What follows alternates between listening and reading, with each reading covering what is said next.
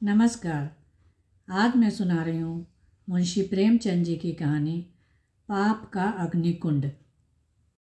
कुंवर पृथ्वी सिंह महाराज यशवंत सिंह के पुत्र थे। रूप, गुण और विद्या में प्रसिद्ध थे। ईरान आदि देशों में परिभ्रमण कर चुके थे और कई भाषाओं के पंडित समझे जाते थे। इनकी एक बहन थी जिसका नाम राजनंदिनी था। यह भी जैसी सुरूपवती और सर्वगुण संपन्ना थी, वैसी ही प्रसन्न वदना और मृदु भाषणी भी थी।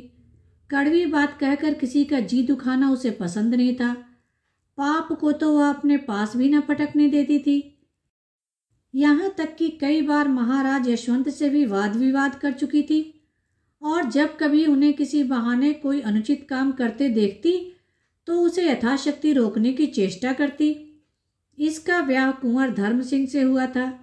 यह एक छोटी रियासत का अधिकारी और महाराज यशवंत सिंह की सेना का उच्च पदाधिकारी था। धर्म सिंह बड़ा उदार और कर्मवीर था। इसे होनहार देखकर महाराज ने राजनंदिनी का इसके साथ ब्याह कर दिया था और दोनों बड़े प्रेम से अपना वैवाहिक जीवन बिताते थे। धर्म सिंह अधिकतर जोधपुर में ही रहता था। पृथ्वी सिंह उसके गाढ़े मित्र थे। इनमें जैसी मित्रता थी वैसी भाइयों में भी नहीं होती। जिस प्रकार इन दोनों राजकुमारों में मित्रता थी, उसी प्रकार दोनों राजकुमारियां भी एक दूसरे पर जान देती थीं।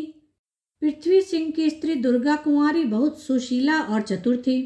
नंद भावज में अनबन होना लोक रीति है, पर इन दोनों में इतना स्नेह था कि एक के बिना दूसरी को कभी कल नहीं पड़ता था।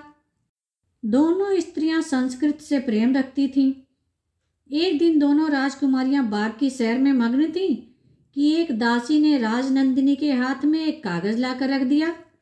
राजनंदिनी ने उसे खोला तो संस्कृत का एक पत्र था। उसे पढ़कर उसने दासी से कहा कि उन्हें भेज दे। थोड़ी देर में एक स्त्री सिर से पैर तक चादर ओढ़े आती दिखाई दी। इसकी उम्र 25 साल से अधिक न थी, पर रंग पीला था। आंखें बड़ी और ओठ सूखे। चाल ढाल में कोमलता थी और उसके डील डॉल की गठन बहुत मनोहर थी। अनुमान से जान पड़ता था कि समय ने इसकी यह दशा कर रखी है, पर एक समय वह भी होगा जब यह बड़ी सुंदर रही होगी। इस स्त्री ने आकर चौखट चूमी और आशीर्वाद देकर फर्श पर बैठ गई। राजनंदिनी ने इसे सिर से पैर तक बड़े ध्यान से देखा और पूछा, तुम्हारा नाम क्या है? उसने उत्तर दिया, मुझे ब्रज विलासिनी कहते हैं। कहाँ रहती हो? यहाँ से 3 दिन की राह पर एक गांव विक्रमनगर है, वहाँ मेरा घर है। संस्कृत कहाँ पढ़ी है? मेरे पिताजी संस्कृत के बड़े पंडित थे, उन्होंने थोड़ी बहुत पढ़ा दी है। तुम्हारा ब्याह तो हो गया है ना?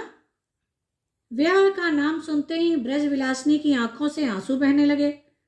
वह आवाज संभाल कर बोली, इसका जवाब मैं फिर कभी दूंगी। मेरी राम कहानी बड़ी दुखमय है। उसे सुनकर आपको दुख होगा, इसलिए इस समय क्षमा कीजिए। आज से ब्रज विलासिनी वहीं रहने लगी। संस्कृत साहित्य में उसका प्रवेश बहुत था। वह राजकुमारियों को प्रतिदिन रोचक कविता पढ़कर सुनाती थी। उसके रंग, रूप और विद्या ने धीरे धीरे राजकुमारियों के मन में उसके प्रति प्रेम और प्रतिष्ठा उत्पन्न कर दी। यहाँ तक कि राजकुमारियों और ब्रज विलासिनी के बीच बड़ाई छोटाई उठ गई और वे सहेलियों की भांति रहने लगी। कई महीने बीत गए। कुंवर पृथ्वी सिंह और धर्म सिंह दोनों महाराज के साथ अफगानिस्तान की मुहिम पर गए हुए थे। यह विरह की घड़ियां मेघदूत और रघुवंश के पढ़ने में कटी। ब्रज विलासिनी को कालिदास के देवता से बहुत प्रेम था और वह उसके काव्यों की व्याख्या उत्तमता से करती और उसमें ऐसी बारीकियां निकालती कि दोनों राजकुमारियां मुग्ध हो जाती। एक दिन संध्या का समय था। दोनों राजकुमारियां फुलवारी में सैर करने गईं तो देखा कि ब्रज विलासिनी हरी हरी घास पर लेटी हुई है और उसकी आंखों से आंसू बह रहे हैं। राजकुमारियों के अच्छे बर्ताव और स्नेहपूर्ण बातचीत से उसकी सुंदरता कुछ चमक गई थी। इनके साथ अब वह भी राजकुमारी जान पड़ती थी, पर इन सभी बातों के रहते भी वह बेचारी बहुधा एकांत में बैठकर रोया करती। उसके दिल पर एक ऐसी चोट थी कि वह उसे दम भर भी चैन नहीं लेने देती थी। राजकुमारियां उस समय उसे रोती देखकर बड़ी सहानुभूति के साथ उसके पास बैठ गईं। राजनंदिनी ने उसका सिर अपनी जांघ पर रख लिया और उसके गुलाब से गालों को थपथपा कर कहा, सखी, तुम अपने दिल का हाल हमें न बताओगी? क्या अब भी हम गैर हैं? तुम्हारा यूं अकेले दुख की ज्वाला में जलना हमसे देखा नहीं जाता। ब्रज विलासिनी आवाज संभाल कर बोली, बहन, मैं अभागिन हूं, मेरा हाल मत पूछो। राज, अगर बुरा न मानो तो एक बात पूछूं? ब्रज, क्या कहो? राज, वही जो मैंने पहले दिन पूछा था, तुम्हारा ब्याह हुआ कि नहीं? ब्रज, इसका जवाब मैं क्या दूं? अभी नहीं हुआ। राज, क्या किसी का प्रेम वाण हृदय में चुभा हुआ है? ब्रज, नहीं बहन, ईश्वर जानता है। राज, तो इतनी उदास क्यों रहती हो? क्या प्रेम का आनंद उठाने को जी चाहता है? ब्रज, नहीं, दुख के सिवा मन में प्रेम को स्थान ही नहीं। राज, हम प्रेम का स्थान पैदा कर देंगी। ब्रज विलासिनी इशारा समझ गई और बोली, बहन, इन बातों की चर्चा ना करो। राज, मैं अब तुम्हारा व्याह रचाऊंगी। दीवान जयचंद को तुमने देखा है? ब्रज विलासिनी आंखों में आंसू भरकर बोली, राजकुमारी, मैं व्रत धारिणी हूं और अपने व्रत को पूरा करना ही मेरे जीवन का उद्देश्य है। प्रण को निभाने के लिए मैं जीती हूं, नहीं तो मैंने ऐसी आफतें झेली हैं कि जीने की इच्छा अब नहीं रही। मेरे बाप विक्रमनगर के जागीरदार थे, मेरे सिवा उनके कोई संतान न थी। वे मुझे प्राणों से अधिक प्यार करते थे। मेरे लिए ही उन्होंने बरसों संस्कृत साहित्य पढ़ा था। युद्ध विद्या में वह बड़े निपुण थे और कई बार लड़ाइयों पर गए थे। एक दिन गोधूली बेला में जब गायें जंगल से लौट रही थीं, मैं अपने द्वार पर खड़ी थी। इतने में एक जवान बांकी पगड़ी बांधे, हथियार सजाए झूमता हुआ आता दिखाई दिया। मेरी प्यारी मोहिनी इसी समय जंगल से लौटी थी और उसका बच्चा इधर किलोले कर रहा था। संयोगवश बच्चा उस नौजवान से टकरा गया। गाय उस आदमी पर झपटी। राजपूत बड़ा साहसी था। उसने शायद सोचा कि मैं भागता हूं तो कलंक का टीका लगता है। तुरंत तलवार म्यान से खींच ली और वह गाय पर झपटा। गाय झल्लाई हुई तो थी ही, कुछ भी न डरी। मेरी आंखों के सामने उस राजपूत ने उस प्यारी गाय को जान से मार डाला। देखते देखते सैकड़ों आदमी जमा हो गए और उसको टेढ़ी सीधी सुनाने लगे। इतने में पिताजी भी आ गए। वे संध्या करने गए थे। उन्होंने आकर देखा कि द्वार पर सैकड़ों आदमियों की भीड़ लगी है और गाय तड़प रही है और उसका बच्चा रो रहा है। पिताजी की आहट सुनते ही गाय कराहने लगी और उनकी ओर उसने कुछ ऐसी दृष्टि से देखा कि उन्हें क्रोध आ गया। मेरे बाद उन्हें वह गाय बड़ी ही प्यारी थी। वे ललकार कर बोले, मेरी गाय किसने मारी है? नौजवान लज्जा से सिर झुकाए आकर खड़ा हो गया और बोला, मैंने। पिताजी, तुम क्षत्रिय हो? राजपूत, हाँ। पिताजी, तो किसी क्षत्रिय से हाथ मिलाते गाय को क्यों मारा? राजपूत का चेहरा तमतमा गया। बोला, कोई क्षत्रिय सामने आ जाए। हजारों आदमी खड़े थे पर किसी का साहस न हुआ कि उस राजपूत का सामना कर सके। यह देखकर पिताजी ने तलवार खींच ली और वे उस पर टूट पड़े। उसने भी तलवार निकाल ली और दोनों आदमियों में तलवारें चलने लगीं। पिताजी बूढ़े थे, सीने पर गहरा जख्म लगा, गिर पड़े। लोग उठाकर उन्हें घर पर लाए। उनका चेहरा पीला था पर उनकी आंखों से चिंगारियां निकल रही थीं। मैं रोती हुई उनके सामने आई। मुझे देखते ही उन्होंने सब आदमियों को वहां से हट जाने का संकेत किया। जब मैं और पिताजी अकेले रह गए तो वे बोले, बेटी, तुम राजपुतानी हो? मैं, जी हाँ। पिताजी, राजपूत बात के धनी होते हैं? मैं, जी हाँ। पिताजी, इस राजपूत ने मेरी गाय की जान ली है। इसका बदला तुम्हें लेना होगा। मैं आपकी आज्ञा का पालन करूंगी। पिताजी, अगर मेरा बेटा जीता होता तो मैं यह बोझ तुम्हारे गर्दन पर न रखता। मैं आपकी जो कुछ आज्ञा होगी मैं सिर आंखों से पूरी करूंगी। पिताजी, तुम प्रतिज्ञा करती हो? मैं जी हाँ। पिताजी, इस प्रतिज्ञा को पूरा कर दिखाओगी? मैं जहाँ तक मेरा अवश्य चलेगा मैं निश्चय यह प्रतिज्ञा पूरी करूंगी। पिताजी, यह मेरी तलवार लो। जब तक तुम यह तलवार उस राजपूत के कलेजे में ना भोंक दो तब तक भोग विलास न करना। यह कहते कहते पिताजी के प्राण निकल गए। मैं उसी दिन से तलवार को कपड़ों में छिपाए उस नौजवान राजपूत की तलाश में घूमने लगी। वर्षों बीत गए। मैं कभी बस्तियों में जाती, कभी जंगलों पहाड़ों की खाक छानती, पर उस नौजवान का कहीं पता न मिलता। एक दिन मैं बैठी हुई अपने फूटे भाग्य पर रो रही थी कि वही नौजवान आदमी आता हुआ दिखाई दिया। मुझे देखकर उसने पूछा, तू कौन है? मैंने कहा, मैं दुखिया ब्राह्मणी हूँ। आप मुझ पर दया कीजिए और मुझे कुछ खाने को दीजिए। राजपूत ने कहा, अच्छा, मेरे साथ आ। मैं उठ खड़ी हुई। वह आदमी बेसुध था। मैंने बिजली की तरह लपक कर कपड़ों में से तलवार निकाली और उसके सीने में भोंक दी। इतने में कई आदमी आते दिखाई पड़े। मैं तलवार छोड़कर भागी। 3 वर्ष तक पहाड़ों और जंगलों में छिपी रही। बार बार जी में आया कि कहीं डूब मरूं, पर जान बड़ी प्यारी होती है। न जाने क्या क्या मुसीबतें और कठिनाइयां भोगनी है जिनको भोगने को अभी तक जीती हूँ। अंत में जब जंगल में रहते रहते जी उकता गया तो जोधपुर चली आई।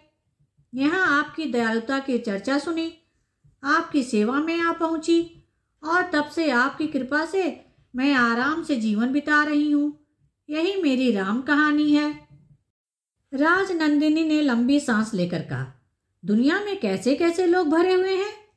खैर, तुम्हारी तलवार ने उसका काम तो तमाम कर दिया।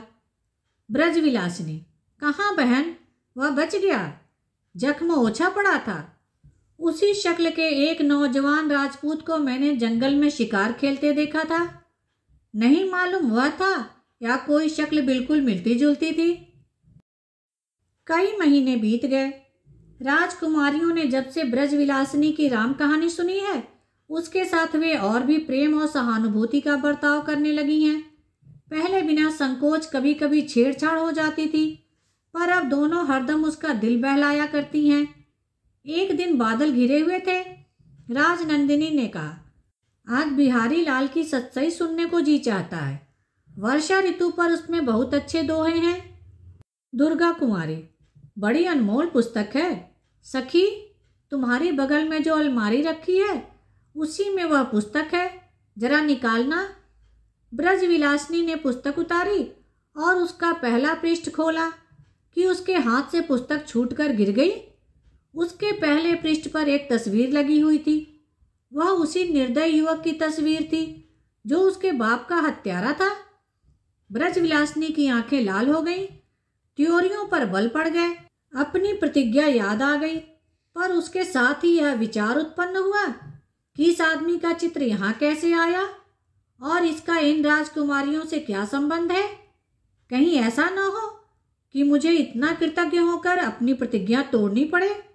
राजनंदिनी ने उसकी सूरत देखकर कहा, सखी, क्या बात है? यह क्रोध क्यों? ब्रजविलासिनी ने सावधानी से कहा, कुछ नहीं, न जाने क्यों चक्कर आ गया था। आज से ब्रजविलासिनी के मन में एक और चिंता उत्पन्न हुई। क्या मुझे राजकुमारियों का कृतज्ञ होकर अपना प्रण तोड़ना पड़ेगा? पूरे 16 महीने के बाद अफगानिस्तान से पृथ्वी सिंह और धर्म सिंह लौटे। बादशाह की सेना को बड़ी बड़ी कठिनाइयों का सामना करना पड़ा। बर्फ अधिकता से पड़ने लगी। पहाड़ों के दर बर्फ से ढक गए। आने जाने के रास्ते बंद हो गए। रसद के सामान कम मिलने लगे। सिपाही भूखों मरने लगे। अब अफगानों ने समय पाकर रात को छापे मारने शुरू किए। आखिर शहजादे मुहिउद्दीन को हिम्मत हारकर लौटना पड़ा। दोनों राजकुमार ज्यों-ज्यों जोधपुर के निकट पहुंचते थे, उत्कंठा से उनके मन उमड़ पड़ते थे। इतने दिनों के वियोग के बाद फिर भेंट होगी। मिलने की तृष्णा बढ़ती जाती है। रात दिन मंजिल काटते चले आते हैं। न थकावट मालूम होती है न मांदगी।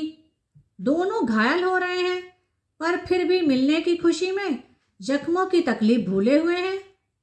पृथ्वी सिंह दुर्गा कुंवारी के लिए एक अफगानी कटार लाए हैं। धर्म सिंह ने राजनंदिनी के लिए कश्मीर का एक बहुमूल्य शाल जोड़ा मोल लिया है। दोनों के दिल उमंग से भरे हुए हैं। राजकुमारियों ने जब सुना कि दोनों वीर वापस आते हैं तो वे फूले अंगों न समाई। श्रृंगार किया जाने लगा, मांगे मोतियों से भरी जाने लगी, उनके चेहरे खुशी से दमकने लगे। इतने दिनों के बिछोह के बाद फिर मिलाप होगा। खुशी आंखों से उबली पड़ती है, एक दूसरे को छेड़ती हैं और खुश होकर गले मिलती हैं। अगहन का महीना था। बरगद की डालियों में मूंगे के दाने लगे हुए थे। जोधपुर के किले से सलामियों की घनगरज आवाजें आने लगी। सारे नगर में धूम मच गई कि कुंवर पृथ्वी सिंह सकुशल वापस लौट आए। दोनों राजकुमारियां थाली में आरती के सामान लिए दरवाजे पर खड़ी थीं। पृथ्वी सिंह दरबारियों के मुजरे लेते हुए महल में आए। दुर्गा कुंवारी ने आरती उतारी और दोनों एक दूसरे को देखकर खुश हो गए। धर्म सिंह भी प्रसन्नता से ऐंठते हुए अपने महल में पहुंचे, पर भीतर पैर रखने न पाए थे कि छींक हुई और बाईं आंख फड़कने लगी। राजनंदिनी आरती का थाल लेकर लपकी और उसका पैर फिसल गया और थाल हाथ से छूटकर गिर पड़ा। धर्म सिंह का माथा ठनका और राजनंदिनी का चेहरा पीला हो गया। यह असगुन क्यों? ब्रजविलासिनी ने दोनों राजकुमारों के आने का समाचार सुनकर उन दोनों को देने के लिए 2 अभिनंदन पत्र बनवा रखे थे। सवेरे जब कुंवर पृथ्वी सिंह संध्या आदि नित्य क्रिया से निपट कर बैठे तो वह उनके सामने आई और उसने एक सुंदर कुश की चंगेली में अभिनंदन पत्र रख दिया। पृथ्वी सिंह ने उसे प्रसन्नता से ले लिया। कविता यद्यपि उतनी बढ़िया न थी, पर वह नई और वीरता से भरी हुई थी। वे वीर रस के प्रेमी थे और उसको पढ़कर बहुत खुश हुए और उन्होंने मोतियों का हार उपहार में दिया। ब्रजविलासिनी यहाँ से छुट्टी पाकर कुंवर धर्म सिंह के पास पहुंची। वे बैठे हुए राजनंदिनी को लड़ाई की घटनाएं सुना रहे थे, पर ज्यों ही ब्रजविलासिनी की आंख उन पर पड़ी वह सन्न होकर पीछे हट गई। उसको देखकर धर्म सिंह के चेहरे का भी रंग उड़ गया, होठ सूख गए और हाथ पैर सनसनाने लगे। ब्रजविलासिनी तो उल्टे पांव लौटी, पर धर्म सिंह ने चारपाई पर लेटकर दोनों हाथों से मुंह ढक लिया। राजनंदिनी ने यह दृश्य देखा और उसका फूल सा बदन पसीने से तर हो गया। धर्म सिंह सारे दिन पलंग पर चुपचाप पड़े करवटें बदलते रहे। उनका चेहरा ऐसा कुमला गया जैसे वे बरसों के रोगी हों। राजनंदिनी उनकी सेवा में लगी हुई थी। दिन तो यूं कटा। रात को कुंवर साहब संध्या से ही थकावट का बहाना करके लेट गए। राजनंदिनी हैरान थी कि माजरा क्या है। ब्रजविलासिनी इन्हीं के खून की प्यासी है क्या? मेरा प्यारा, मेरा मुकुट धर्म सिंह ऐसा कठोर नहीं हो सकता, ऐसा नहीं हो सकता। वह यद्यपि चाहती है कि अपने भावों से उनके मन का बोझ हल्का करे, पर वह नहीं कर सकती। अंत को नींद ने उसको अपनी गोद में ले लिया। रात बहुत बीत गई है। आकाश में अंधेरा छा गया है। सारस की दुख से भरी बोली कभी कभी सुनाई दे जाती है और रह रहकर किले के संतरियों की आवाज कान में आ पड़ती है। राजनंदिनी की आंख एकाएक खुली तो उसने धर्म सिंह को पलंग पर न पाया। चिंता हुई। वह झट उठकर ब्रजविलासिनी के कमरे की ओर चली और दरवाजे पर खड़ी होकर भीतर की ओर देखने लगी। संदेह पूरा हो गया। क्या देखती है कि ब्रजविलासिनी हाथ में तेगा लिए खड़ी है और धर्म सिंह दोनों हाथ जोड़े उसके सामने दीनों की तरह घुटने टेके बैठे हैं। वह दृश्य देखते ही राजनंदिनी का खून सूख गया और उसके सिर में चक्कर आने लगा, पैर लड़खड़ाने लगे। जान पड़ता था कि गिरी जाती है। वह अपने कमरे में आई और मुंह ढककर लेटी रही, पर उसकी आंखों से आंसू की एक बूंद भी न निकली। दूसरे दिन पृथ्वी सिंह बहुत सवेरे ही कुंवर धर्म सिंह के पास गए और मुस्कुराकर बोले, भैया मौसम बड़ा सुहावना है, शिकार खेलने चलते हो? धर्म सिंह, हाँ चलो। दोनों राजकुमारों ने घोड़े कसवाए और जंगल की ओर चल दिए। पृथ्वी सिंह का चेहरा खिला हुआ था जैसे कमल का फूल। एक एक अंग से तेजी और चुस्ती टपक पड़ती थी। पर कुंवर धर्म सिंह का चेहरा मैला हो गया था, मानो बदन में जान ही नहीं है। पृथ्वी सिंह ने उन्हें कई बार छेड़ा, पर जब देखा कि वे बहुत दुखी हैं तो चुप हो गए। चलते चलते दोनों आदमी झील के किनारे पहुंचे। एकाएक धर्म सिंह ठिठके और बोले, मैंने आज रात को एक दृढ़ प्रतिज्ञा की है। यह कहते कहते उनकी आंखों में पानी आ गया। पृथ्वी सिंह ने घबराकर पूछा, कैसी प्रतिज्ञा? तुमने ब्रजविलासिनी का हाल सुना है? मैंने प्रतिज्ञा की है कि जिस आदमी ने उसके बाप को मारा है उसे भी जहन्नुम में पहुंचा दूं। तुमने सचमुच वीर प्रतिज्ञा की है? हाँ, यदि मैं पूरी कर सकूं। तुम्हारे विचार में ऐसा आदमी मारने योग्य है या नहीं? ऐसे निर्दयी की गर्दन गुट्ठल छुरी से काटनी चाहिए। बेशक, यही विचार मेरा भी है। यदि मैं किसी कारण यह काम न कर सकूं तो तुम मेरी प्रतिज्ञा पूरी कर दोगे? बड़ी खुशी से। उसे पहचानते हो ना? हाँ, अच्छी तरह। तो अच्छा होगा, यह काम मुझको ही करने दो। तुम्हें शायद उस पर दया आ जाए। बहुत अच्छा, पर यह याद रखो कि वह आदमी बहुत भाग्यशाली है। कई बार मौत के मुंह से बचकर निकला है। क्या आश्चर्य है कि तुमको भी उस पर दया आ जाए। इसलिए तुम प्रतिज्ञा करो कि उसे जरूर जहन्नुम पहुंचाओगे।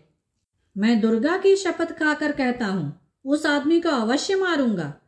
बस, तो हम दोनों मिलकर कार्य सिद्ध कर लेंगे। तुम अपनी प्रतिज्ञा पर दृढ़ रहोगे ना? क्यों? क्या मैं सिपाही नहीं हूं? एक बार जो प्रतिज्ञा की, समझ लो वह पूरी करूंगा, चाहे इसमें अपनी जान ही क्यों न चली जाए। सब अवस्थाओं में? हाँ, सब अवस्थाओं में। यदि वह तुम्हारा कोई बंधु हो तो? पृथ्वी सिंह ने धर्म सिंह को विचारपूर्वक देखकर कहा, कोई बंधु हो तो? धर्म सिंह, हाँ, संभव है कि तुम्हारा कोई नातेदार हो।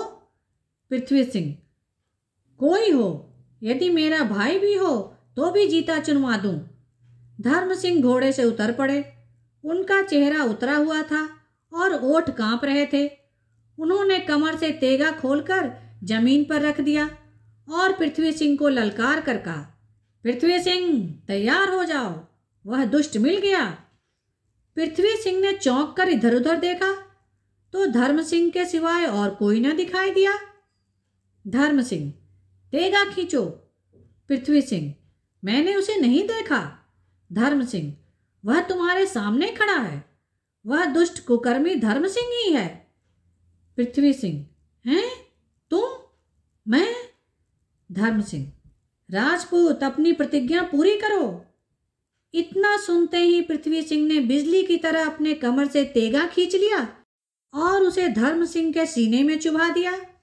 मूठ तक तेगा चुभ गया। खून का फव्वारा बह निकला। धर्म सिंह जमीन पर गिरकर धीरे से बोले, पृथ्वी सिंह, मैं तुम्हारा बहुत कृतज्ञ हूं। तुम सच्चे वीर हो। तुमने पुरुष का कर्तव्य पुरुष की भांति पालन किया।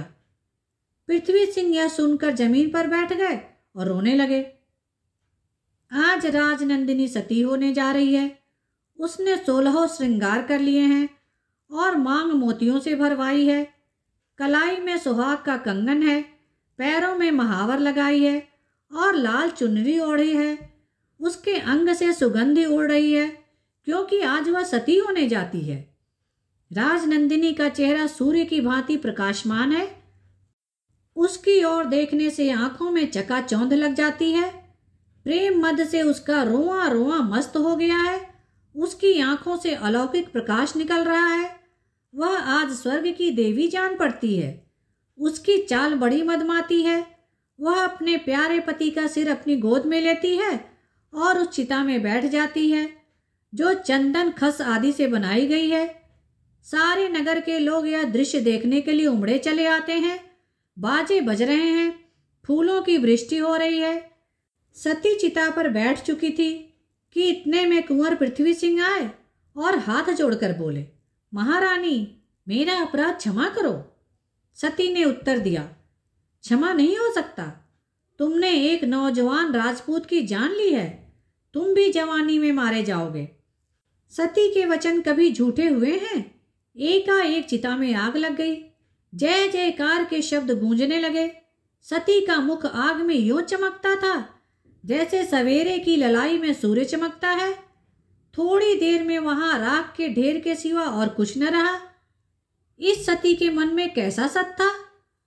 परसों जब उसने ब्रजविलासिनी को झिझक कर धर्म सिंह के सामने जाते देखा था, उसी समय से उसके दिल में संदेह हो गया था। पर जब रात को उसने देखा कि मेरा पति इस स्त्री के सामने दुखिया की तरह बैठा हुआ है, तब वह संदेह निश्चय की सीमा तक पहुंच गया और यही निश्चय अपने साथ सत लेता आया था। सवेरे जब धर्म सिंह उठे तब राजनंदिनी ने कहा था कि मैं ब्रजविलासिनी के शत्रु का सिर चाहती हूँ, तुम्हें लाना होगा। और ऐसा ही हुआ। अपने सती होने के सब कारण राजनंदिनी ने जानबूझकर पैदा किए थे, क्योंकि उसके मन में सत था। पाप की आग कैसे तेज होती है, एक पाप ने कितनी जाने ली। राजवंश के 2 राजकुमार और 2 कुमारियां देखते देखते इस अग्निकुंड में स्वाहा हो गईं। सती का वचन सच हुआ। 7 ही सप्ताह के भीतर पृथ्वी सिंह दिल्ली में कत्ल किए गए और दुर्गा कुमारी सती हो गईं। धन्यवाद। कहानी को लाइक करें और शेयर करें। मेरे चैनल को सब्सक्राइब कर लें, जिससे सभी कहानियाँ आपको समय पर मिल जाएं।